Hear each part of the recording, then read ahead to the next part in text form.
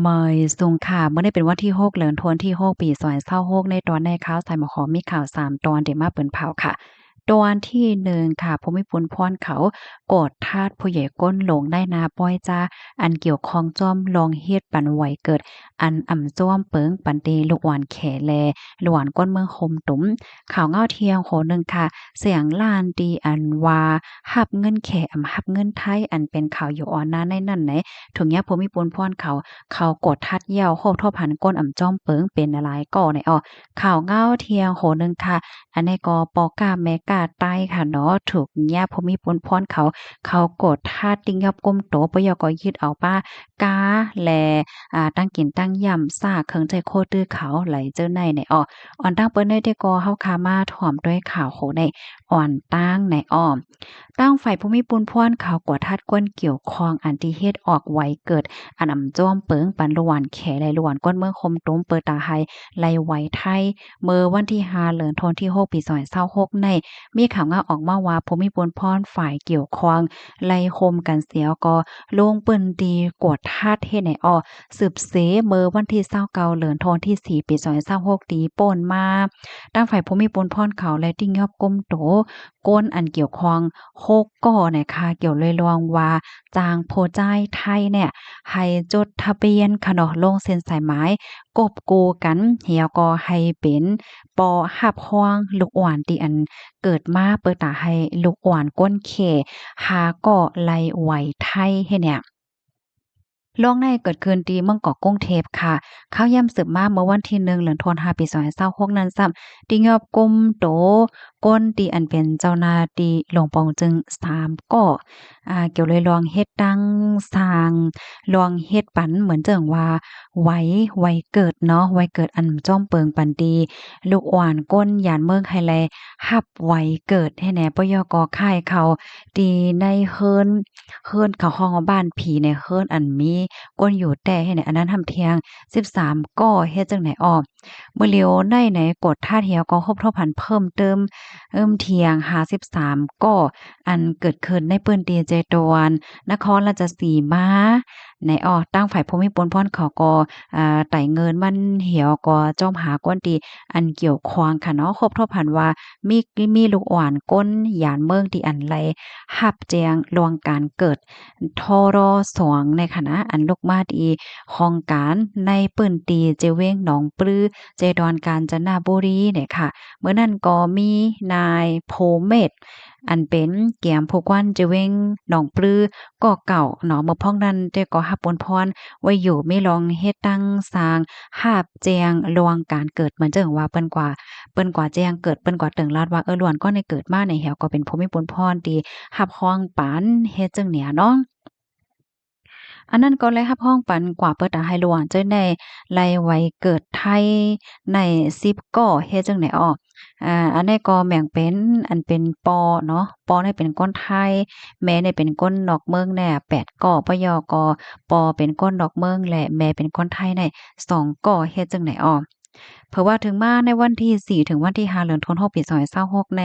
เจ้าหน้าที่เขาเนี่ยก็ไล่คมกันเหี่ยวก็ไต่เงินมันเที่ยงเปิดดาติ้งยับก้มโตก้นเกี่ยวข้องอันภูมิพลพรเขามันใจเย้านั้นค่ะเนาะก็มีหนึ่งในเป็นนายโพเมศเป็นเกียมผู้กว้านเจเว้งทองผาพรมค่ะเมอพ่องที่อันมีรองเฮ็ดตั้งพินันซ้ำเอาตำแหน่งตั้นเฮงไว้เป็นเกียมผู้กว้านเจเว้งหนองปลือเนี่ยเนาะอ้อยกที่2แน่เป็นนางสาวมะลิวันนะคะเป็นผู้ใหญ่ก้นหลงวานค่ะในฐานะที่เป็นผู้รับแจงค่ายเขาในวานจังไหนที่3ซ้ำเป็นนายธานินนะคะเป็นนายนาป้อยจ้าจังไหนค่ะอ้อ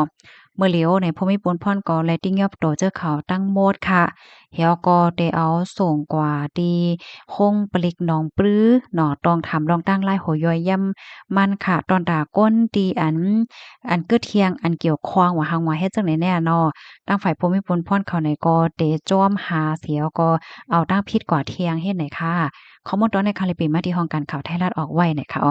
ข่าวเงาโหได้ได้ก็มันได้เป็นตอนวัดตอนไหวค่ะเนาะเปิ้นเนี่ยก็เคียงๆกดท่าจังหนังว่านั้นแล้วค่ะพี่น้องค่ะมาเจ้าก็ได้มีความถามข่าวโหได้มันแค่มีที่ป้องความหมายว่าจังหือได้เนี่ยมันได้เป็นเฮ็ดไหนค่ะนะเหมือนจังหนังว่า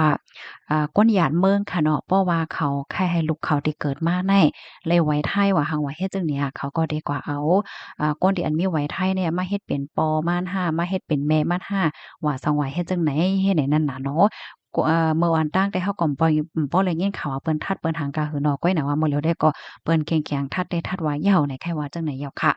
ลูกดีข่าวงาโหนได้เห็นแล้วกำในเฮาคามาถ่อมด้วยค่ะคามาถ่อมด้วยข่าวเงาลวงคืบหน้าเนาะอันนี้ก็ผมมีปนพรเขาทัดเหย้าเมื่อวันที่5เดือนธันวาคมที่6ปี2026ในค่ะผมมีปนพรเขาหลายปาหลายฝ่ายเข้ากวดท่าตีห้วยขวางค่ะเนาะสืบเส Influencer เจ้าแขก็หนึ่งที่อันไรออกมาลาดปืนแพร่ตั้งสื่อตรงก้น social media ว่าและมีเสียงล้านตั้งขายแข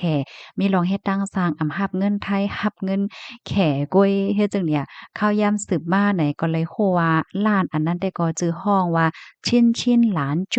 นูเดิลแน่เนาะมีไว้อยู่ดีเหนือเส้นตั้งประชาราษฎร์บำเพ็ญเนาะห้วยขวางเมืองเกาะกรุงเทพเฮ็ดจังไหนอ้อ อันลงปื้นตีในปอกำใดในเดี๋ยวมีฝ่ายลาวาก้าเดี๋ยวมีฝ่ายจัดหาการงานเดี๋ยวมีฝ่ายการค้าการขายเข้าโฮมกดทัดตีเสียงล้านในก้วยมก้าค่ะล้านตั้งกินขิมพร้อมเจอป่นกอข้าวทัดปลาเทียงคมยะกอหาเสียงล้านเจ้าในเฮ็ดไหนค่ะเนาะโคบทบหันก้นยานเมืองอันจ้อมเปิงค่ะเนาะว่าได้เป็นรวมเข้าเมืองว่าเฮ็ดเนี่ยโคมทั้งหมดเนี่ยเป็นกว่าอยู่6ก่อจังไหนค่ะ ตอนตาตีล้านชินหลานโจนูเดินนันเตก่อติงยับไหลก้นหยานเมืองอันรอมเข้าเมืองในหนึ่งก่อค่ะยอก่อเหตุการณ์เหมือนจังว่าอันย่าเอาตั้งพิษเหมือนนังว่าเหตุการณ์จ้องเปิงหนึ่งก่อให้แนวเกี่ยวกับเลยลองเสียงล้านเขานั่นจ่องโลงเส้นสายหมายถูกแม่นหาสังหาในนั้นแต่เปิ้นตึกกดทัดลองโหยยมันเทียงกว่าเนี่ยค่ะสังเจ้าหน้าก้นวันก้นเมืองครบทบหันลองหลากหลายลองเฮ็ดตั้งสางก้นยานเมืองอ่ำจ้องเปิงเนี่ยจึง ป่องเลี้ยงลานในปันภูมิพลพรเขาละอยู่ตาเสติสายฮีบเน็ต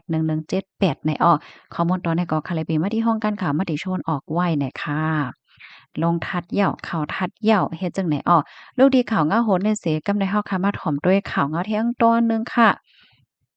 อันในปอกาแมกาใต้ค่ะนะถุงยาทัดถุงยายิงยอบเยี่ยวกับเปิ้นยึดเอาโลดก้าแลอันโคของเขาเฮ็ดจังไหนป้าค่ะอ้อเมื่อวันที่5เดือนธันวาคมที่6ปี2026ได้มีข่าวเงาออกมาว่าผมมีปุนพรเขาโคมกันหลายป้าหลายฝ่ายค่ะไล่ลงปืนตีกดท่าตีเจเว้งบ้านบึงเจดอนชนบุรีในอ้อทั่วผ่านก้นยานเมือง2ก่อค่ะก่อที่1ได้จื้อข้องว่าจ้ายค่ำอายุ37ปี เที่ยงก้อนเนื้อซะเป็นนางเออายุหลาย35ปีค่ะตั้ง2ก้อนในเป็นก้นเมืองโฮมตุ้มนะคะก็ถ้าทบหันว่าเจอเขาในมีไว้ขว้างเหตุการณ์มีวัดไหวค่ะเนาะแล้วก็อยู่ที่ในเมืองไทย